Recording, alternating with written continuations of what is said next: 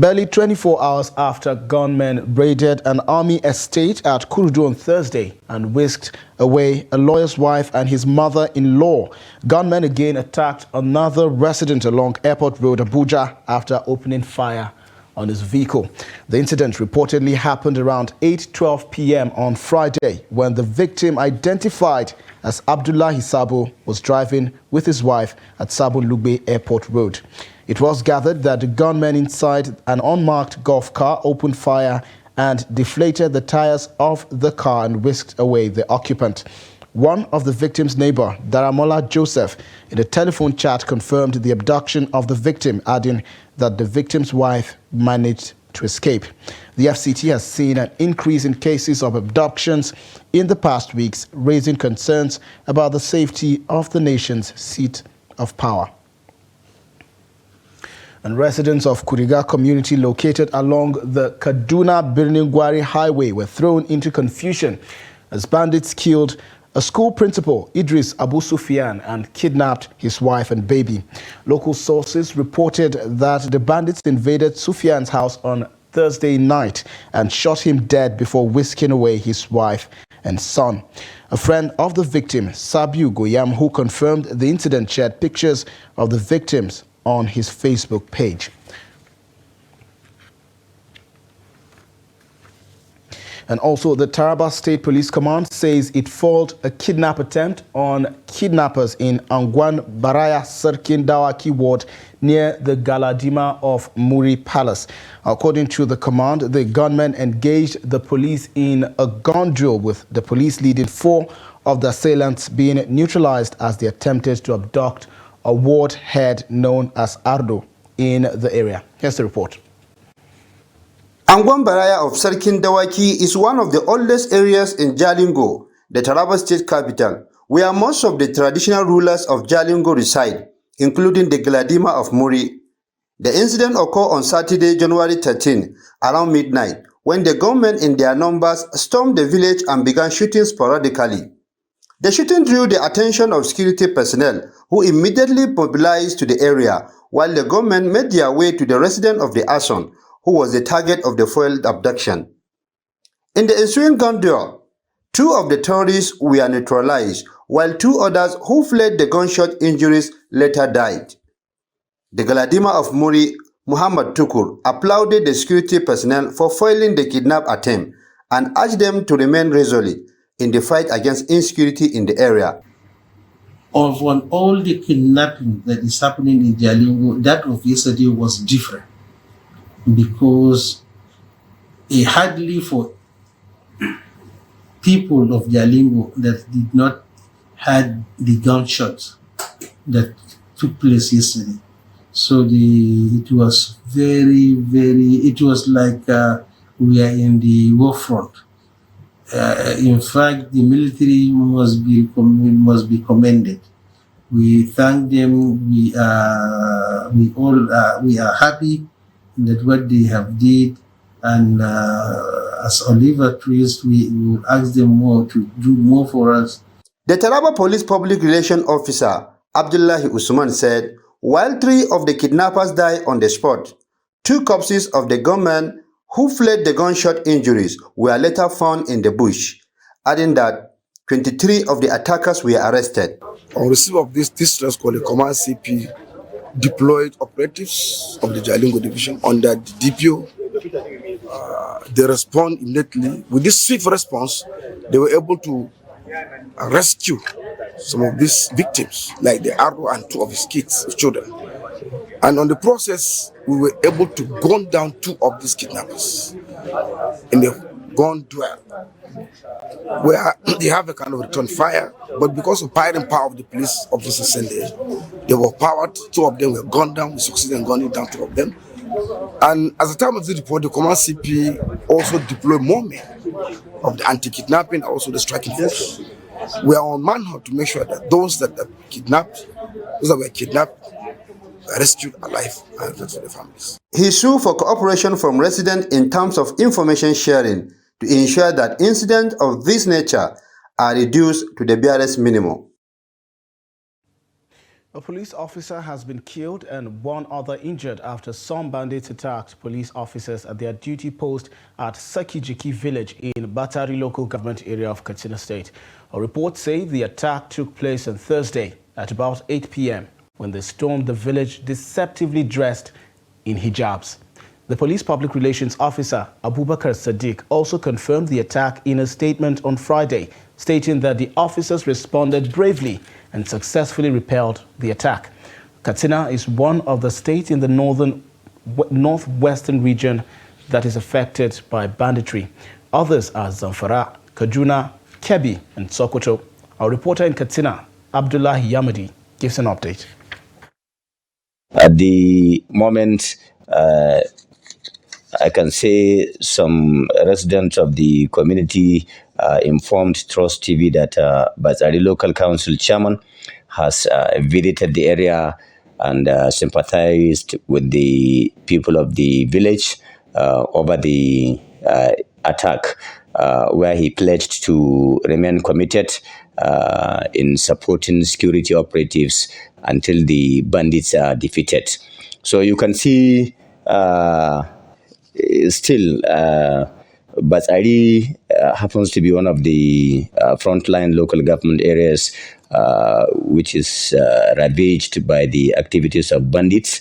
And of course, most of the communities of the local government have been ravaged, displaced, and mostly they are all farming communities. So there are a lot of issues there.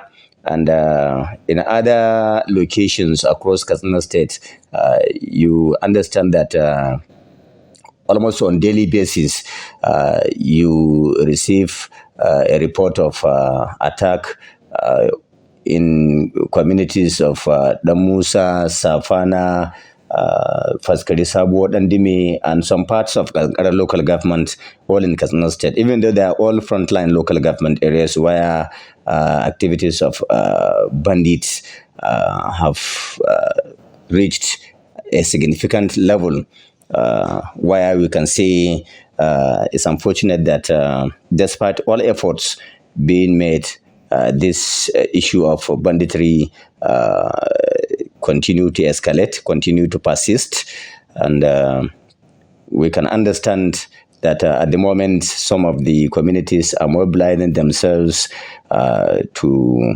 confront this issue, and of course continue to synergize with security operatives to ensure that activities of banditry in Katsina State is fully dealt with. And the Taraba Command of the Nigerian Security and Civil Defense Corps, NSCDC, has arrested 2 suspects over attempts to traffic 16 children. Well, the suspects were arrested on Thursday at the Jalingo main motor park with the 16 children heading to Benin in Edo State. The state NSCDC commandant, Adamu Salihu, told newsmen on Saturday in Jalingo that the suspects gave their names as Daniel Madin and Federation Marcus. Salihu said the victims aged between 10 and 16, comprising 5 girls and 11 boys, were taken from Zing and Bali local government areas of the state. The commandant said preliminary investigations revealed that the suspects were part of a bigger syndicate that specialized in trafficking underage children with the promise of a brighter future in Edo. He, however, said such children were often forced into dehumanizing jobs and the proceeds of such jobs confiscated from them by their handlers. And there was tension in Kidandan village of Giwa local government area of Kaduna State as 10 children sustained injuries in an explosion. The incident happened on Saturday afternoon when the children were said to be playing with an object found in the nearby bush. Sources said the object, believed to be a bomb, exploded suddenly. Pictures of the victims obtained by Daily Trust showed them in blood as they were being attended to by some residents. They were later rushed to Shika Hospital in Zaria for treatment. The village head, Alhaji Abubakar Umar Ruka, also confirmed the incident, saying he was trying to compile the names of the victims because the police had visited the community. Councillor representing Kidandan Ward, Abdullahi Ismail, who confirmed the incident, said the children picked the object in the bush where they went to fetch firewood. Another community leader who did not want to be named said he saw the intestine of one of the victims while others had their legs broken. And a search and investigation of the cause of Tuesday's blast in Bodija continues, with the announcement of relief items for victims by both the state governor, Seyi Makinde, and President Bola Tinubu. Residents have continued to share their experiences in the blast with Trust TV. While many have called for severe sanctions for those found culpable, others are yet to recover from the aftermath of the blast. As residents of Ibadan still grapple with the unexpected explosion, some of them have called on the state government to provide adequate support in the areas of feeding, accommodation, psychological support and rehabilitation to assist victims of the unfortunate incident. The one woman that is inside that day just went out. Before she come back, everything happened. Who is the woman? She's my brother's wife. Doesn't see anybody. Just yes. Don't see anybody to ask us say where we are going to live. We don't see anybody. So when we reach our house, my madam wife, he cut my leg, the house help. Maybe we just saw her yesterday, already died.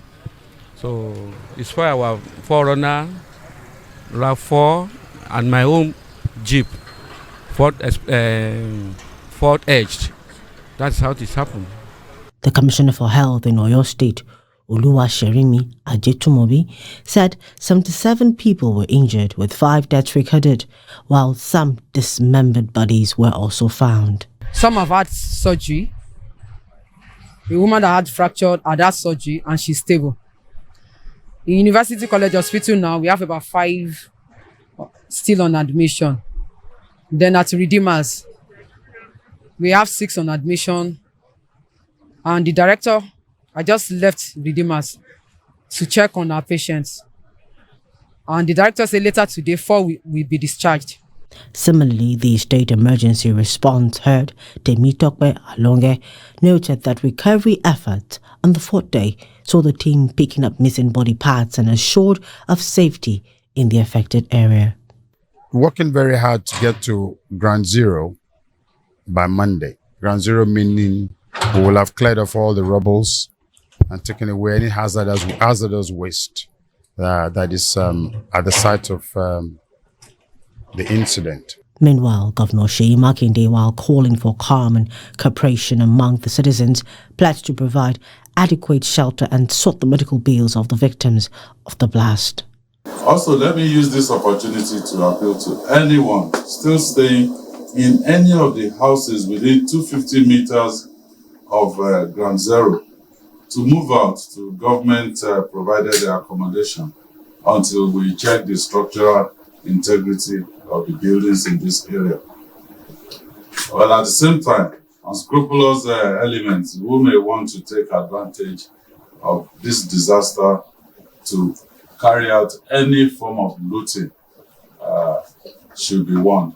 As many residents continue to ponder on the aftermath of the incident, some have said sanctions for erring minors and early detection will prevent such incidents in the future. You're watching the news update on Trust TV. Still to come. We'll take a look at how delectable Chukwi cheese faces scarcity as the closure of the Nigeria-Niger border impacts its availability in the market. This and of course many more stories after the break. Stay with us. Why did you develop this reputation as somebody who is difficult to work with? I will tell the truth. No matter whose ox is worn, I will say exactly how it is. This is where I actually sympathize with commissioners of nowadays. Where a commissioner sometimes is just a picture. You find somebody, even a cleaner and the governor's wife, can interfere with their abilities. Even the ministers, there are very many who respected me simply because I never complained about them. I never went to ask for a favor. Never. So none of that is happened? Nothing. But if it hasn't happened, do you have hope that now another government coming in? There is no hope. So you've given up I've given politics? I've given up. It's gone, it's gone. Retrenchment from work is the most hated thing by unions. Loss of job means that is loss of life, in fact, for civil servants at that time. Nigeria's economy, Nigeria's security, Nigeria's intelligence. This is what the materials we were handling. And I thought government would be very interested. The reasons why you adopted federalism is not because of finesse, not because you like it. It's because of its functional utility. Thanks for staying with the news update. Here's a recap of our top stories. Gunmen opened fire on vehicle, abduct man along airport road in Abuja. An NSCDC arrests 2 suspects over alleged trafficking of 16 children. To other stories now, residents of Kaduna State have been reacting to the verdict of the Supreme Court, which affirmed the election of Senator Obasani as the validly elected governor of the state. Trust TV's Bello Musa, who spoke to the residents, reports that stakeholders are divided in their response to Friday's verdict of the nation's top court. The celebration that greeted the court's ruling of Friday was absent at the headquarters of the party in Kaduna State, as most chieftains of the party were in Abuja for the Supreme Court verdict. However, a handful were spotted when the news broke out in the metropolis. I lack the right words to express my joy because this is the outcome we were expecting. I have nothing else to say than to thank God because the victory is ours. We are not happy because we expected justice from the court, but there is nothing we can do. However, it is a court verdict. There's nothing we can do. The People's Democratic Party, PDP, which is the strongest opposition in the state, as well as the civil society groups, also reacted to the Supreme Court verdict. It reaffirmed our call that there is a need for a total overhauling of our judicial system. Judgment so far coming out of from tribunal up to the Supreme Court has been so controversial, and you can see a lot of including analysts expressing various opinions about it. In order to ensure a credible election in the state, in subsequent polls, representatives of the opposition party and civil society groups suggested ways. The essence of democracy is about popular participation, and people participate in this through the periodic elections and other opportunity provided by the Constitution. So if at this critical stage where people will reward or punish political party for performing or otherwise, and then at the point where they decide to punish such political party, and the court will come and reverse their decision. So it actually negates that particular spirit. So what is the way forward? For me, I think it's high time we should have e-voting. A holistic electronic voting is the answer to all the problems that we have witnessed.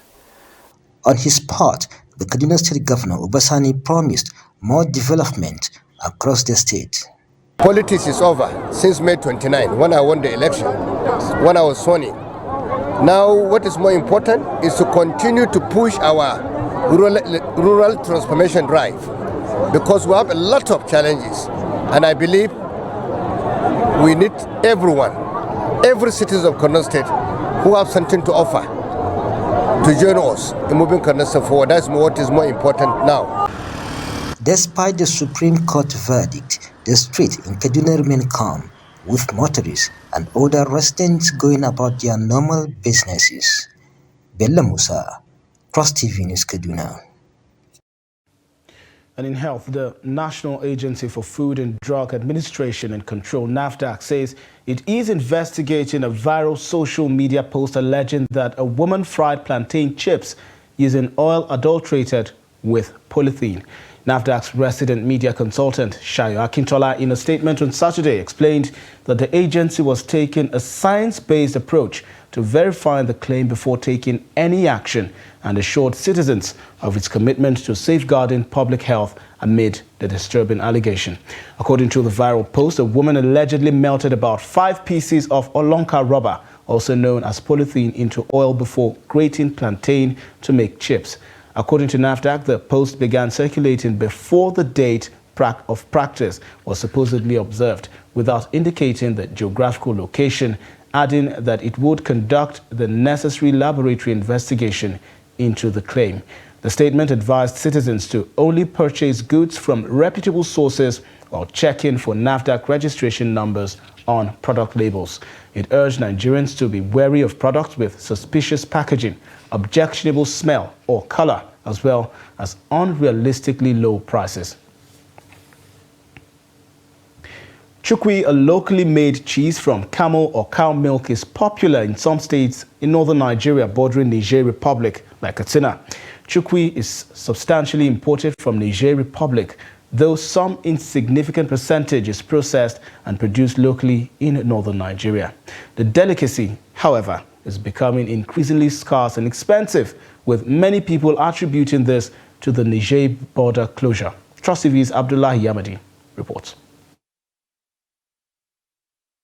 Chuku cheese, made from camel's milk, is rich in calories, protein, calcium, and fat.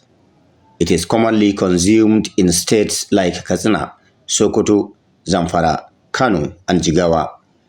Some eat chuku with dates to give a sweet taste. The importance of taking chukwuida's cheese is very important in the benefit for those that wants to increase in weight. But for those that have already, they are obese or they have overweight, it's not advisable for them. So it's good to be taking it in order to have strong bone, strong teeth, and especially in children.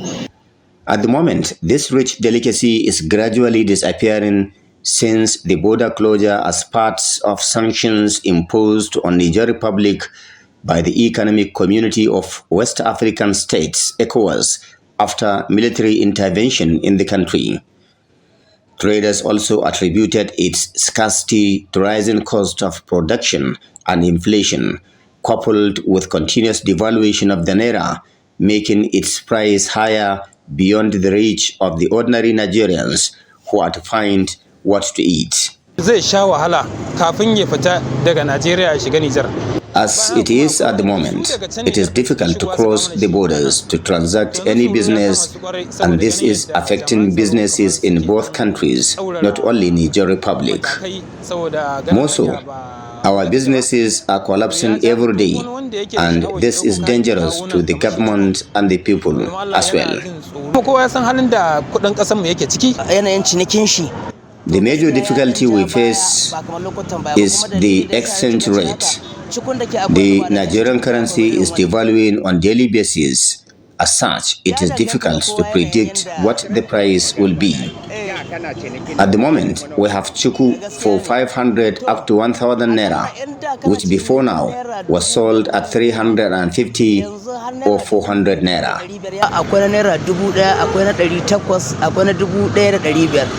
Chuku processing and production is a business with hundreds of people in the value chain, but with its already shrinking fortunes, many chuku traders have been made redundant, posing threats to their livelihood and the economic linkage between Nigeria and Niger Republic. Beyond that, the little chuku processed and produced in Katsina is so insignificant to meet the market demand considering its numerous customers in Nigeria. If the government can come to our rescue, 2 things they should do it in Nigeria. That is, they should raise the value of naira and so also reduce or cut the price of petrol. Observers say if the rising inflation is allowed to continue, small businesses in Nigeria may collapse, a situation that poses danger to the sources of livelihood of the people and could be a security threat to the country. Abdullahi Ismayamadi, Trust Television News, Katana. And away from Nigeria, an Israeli strike on Damascus on Saturday killed at least 10 people, according to a war monitor. The British-based monitor, with a network of sources inside Syria, said the targeted neighborhood is known to be a high security zone and home to leaders of Iran's Islamic Revolutionary Guard Corps and pro-Iranian Palestinian factions. The mid-morning strike, which caused a large plume of smoke to billow into the sky, was also reported by Syrian state media. An AFP correspondent at the scene said the destroyed buildings was cordoned off with ambulances, firefighters and Syrian Arab Red Crescent rescue teams all present at the site. Civil defense were busy searching for survivors under the rubble of the totally collapsed building, he said. The Mazar area is also home to the United Nations headquarters, embassies and restaurants. And to sports news now, Al-Hassan Yusuf is expected to miss Nigeria's Group A clash with Guinea-Bissau on Monday. Yusuf is yet to fully recover from the thigh injury he sustained in the Super Eagles opening fixture against Equatorial Guinea at the 2023 Africa Cup of Nations. The 23-year-old also failed to recover in time for Nigeria's 1-0 victory against Cote d'Ivoire on Thursday. The Royal Antwerp midfielder is expected to be available for the next game in case the Super Eagles make it to the round of 16. The Eagles will face the Jurtus in their last group game at the Felix Houphouët-Boigny Stadium in Abidjan on Monday. They need just a point from the game to guarantee a place in the round of 16. That wraps up the news update at this hour. Do well to follow us across all of our social platforms and join our live stream on YouTube for more news, programs and documentaries. I'm Sagir Ibrahim. Thanks for watching.